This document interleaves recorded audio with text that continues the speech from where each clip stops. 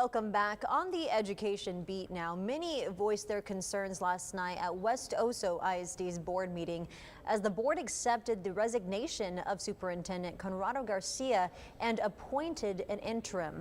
They also discussed a voluntary early resignation incentive program offering teachers a buyout of $1,000.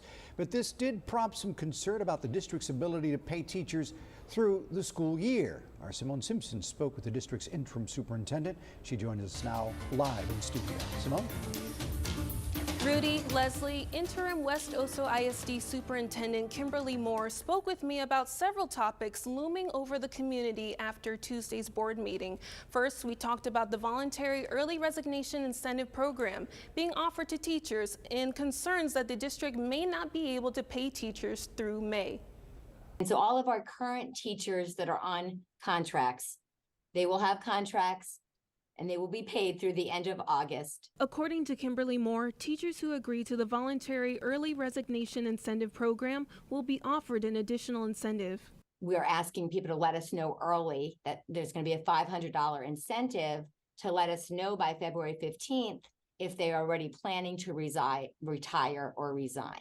Some asked if teachers' contracts would be at risk for accepting the incentive program, putting their teaching certifications at risk.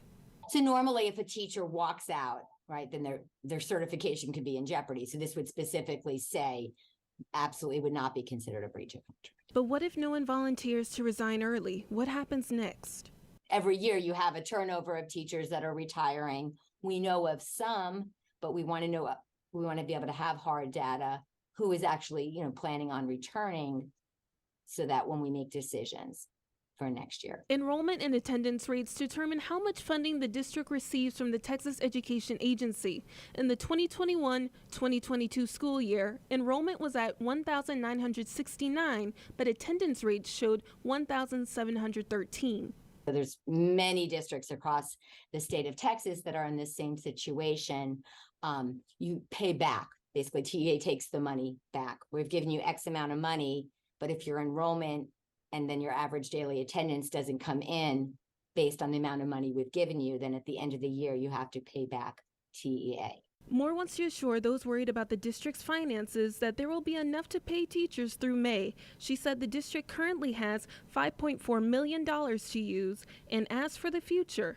There's all kinds of things that we're going to be doing across the board, with the goal of maintaining academic programming, instructional programming to give all of our students a quality education. And although today was her first day in her new role, Kim Moore plans on visiting each campus starting tomorrow.